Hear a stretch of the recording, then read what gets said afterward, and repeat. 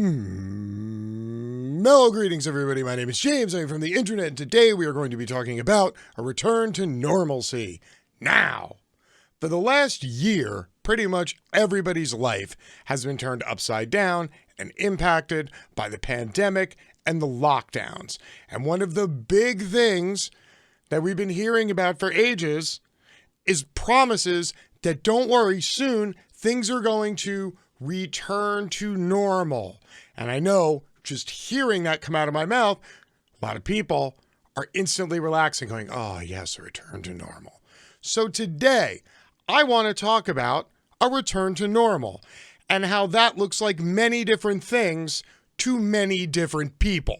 Now, to some people, a return to normalcy looks like prioritizing teachers and vaccinations so that schools can reopen and kids can get back to having that normal part of their life back. To other people, a return to normalcy looks like pulling the ladder of opportunity up behind you after you get that sweet gig. And to conservative families across the country, well, I guess a return to normalcy looks like firing up the old barbecue with the family for some springtime fun in the backyard. But to a lot of people, especially to the working poor and to those who are living closest to the margin, a return to normalcy is not nearly as happy or as joyous a thing to look forward to as it is to a lot of American families who are gearing back up to go on vacation, go out to restaurants, and have a whole bunch of people who make very little money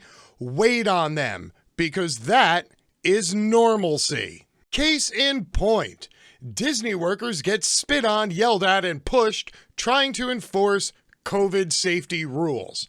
Now, for anybody like myself who has ever worked a minimum wage job, especially those in retail or fast food or customer service, you are very well acquainted with the fact that the people who will most often treat you the worst are not the ludicrously wealthy people out there. No, it's the people who deem themselves, after looking at you for half a second, to be just one step above you in the social order, and as such, you can be the subject of their angst, and there is absolutely no blowback for them, and they get to feel better about themselves. This is a common practice. COVID has just made it worse. A security guard reminded a guest to put on his mask before he walked into Disney World's Contemporary Resort near the Magic Kingdom last month.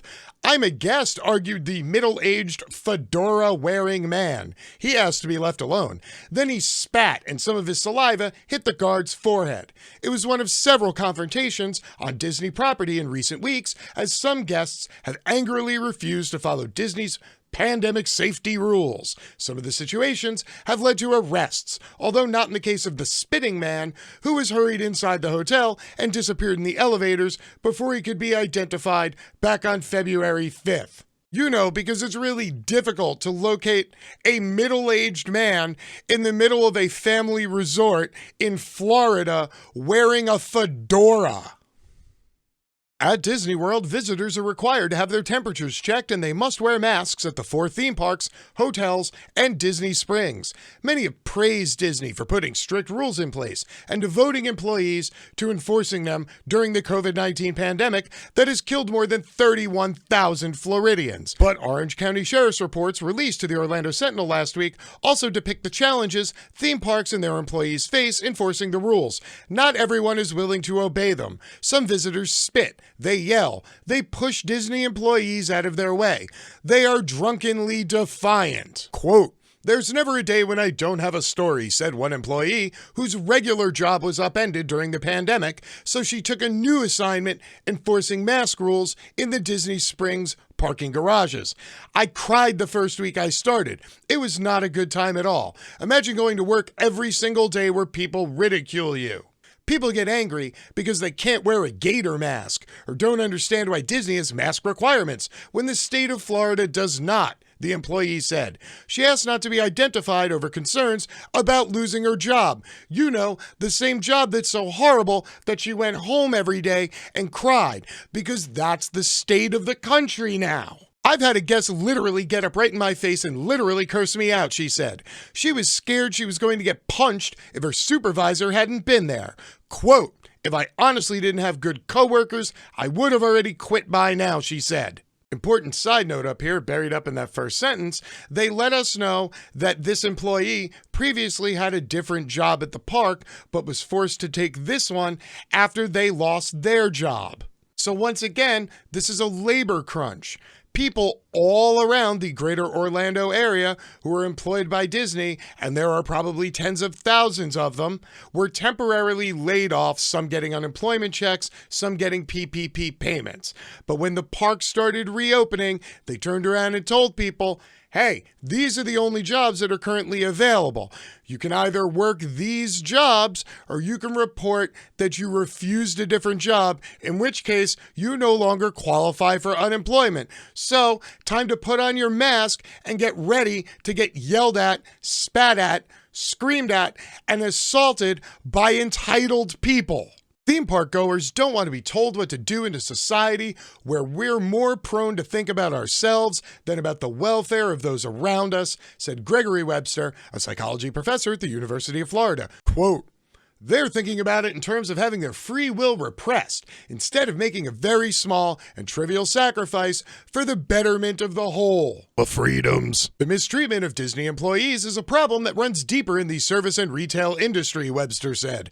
On Tuesday, Hyatt officials complained that attendees of the Conservative Political Action Conference acted with hostility when hotel staff urged them to wear masks and socially distance during the event last month in Orlando. What? Shut the front door. Last month, Disney's Reedy Creek firefighters were helping a drunken woman who had hurt her ankle onto a gurney in the hospital of the Walt Disney World Dolphin Hotel. The woman's husband, Stephen Johnson, also seemed drunk and began yelling in a firefighter's face, apparently upset his wife was being taken away. He wasn't wearing a mask. Quote, "I do not have a mask, buddy," Johnson screamed, growing more irate when the firefighter asked him to step back and then cover up. Johnson threatened to kill a sheriff's deputy, tussled with the officer, and then grabbed an Orange County sheriff deputy's gun from his belt. Johnson was charged with battery on a law enforcement officer, assault on a law enforcement officer, resisting an officer with violence, and disorderly intoxication. He pled not guilty. Now again, I'm not going to say that it is normal behavior for random Floridians to get drunk, wrestle with cops, and then try to steal the gun out of their belts. I'm just saying that the COVID and the lockdown has made extreme behavior more extreme, and people desperately need to apparently get this sort of thing out of their system by getting hammered in a kid's theme park and then trying to gun down a cop. Alan Beltran was charged with disorderly intoxication and resisting an officer without violence after he kept pulling off his mask and moving close to other people in line at a Disney Springs Starbucks, according to court records. Beltran caused a scene as he yelled profanities and pushed people in line at the coffee shop and threw a phone at a Starbucks employee at the counter. Quote, "During this time of day, the area was very busy with guests of all ages who appeared to be greatly disturbed by his actions," said the police report. Again, not caused by COVID. Ask anybody who has fucking worked a counter or a cash register somewhere in food service for the last, 5-10 years, and ask them if they've had an irate customer throw something at their head before. You are going to be surprised by how many people say yes. Kelly Sills had gotten past the Disney Springs medical tent without having his temperature checked back on February 13th. A sheriff's deputy caught up with him outside the Boathouse restaurants where Sills was yelling at a security manager and waving his arms. Sills was arrested after he refused to leave Disney Springs. He pled not guilty to a misdemeanor charge of trespassing on property after being warned. You know, because the customer is always right. And if you tell the customer that they might perhaps be in the wrong. Well then, if that customer has decided that they're having a bad day and you are going to be the target of their angst, well then, they are going to go out of their way to let you, the poor front-end worker, know exactly what a piece of crap you are because they don't feel like following a rule. Sometimes the problems from pandemic rules brewed between the visitors, and the trouble wasn't confined just to Disney World. SeaWorld Orlando annual pass holder Aaron Maddox filed a lawsuit last month against the theme park after he said he was pushed by another guest when he asked a group not to stand so close at a roller coaster. Quote, "There's a certain percentage of the country that doesn't even believe that there's a pandemic," said Maddox's attorney. So this is the kind of stuff you end up with. And herein lies the larger problem. All places have rules.